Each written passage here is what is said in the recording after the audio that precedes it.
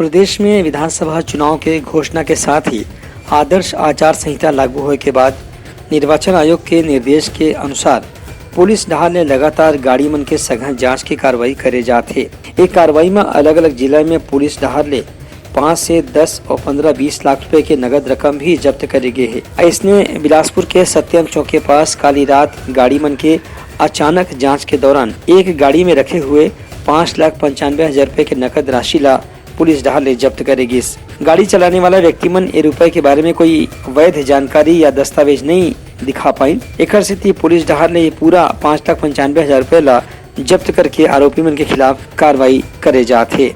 ये मामला में सिविल लाइन थाने के प्रभारी प्रदीप आर्य बताइन की पांचों दिन घलो कुछ अलग अलग गाड़ी से जांच के दौरान सोना, चांदी और हीरा के जेवर समेत नगद राशि भी बरामद करेगी जा चुके हैं। एक कार्रवाई ला देखत जांच के कार्रवाई बिलासपुर के सीमावर्ती इलाका में और तेज कर देगी है।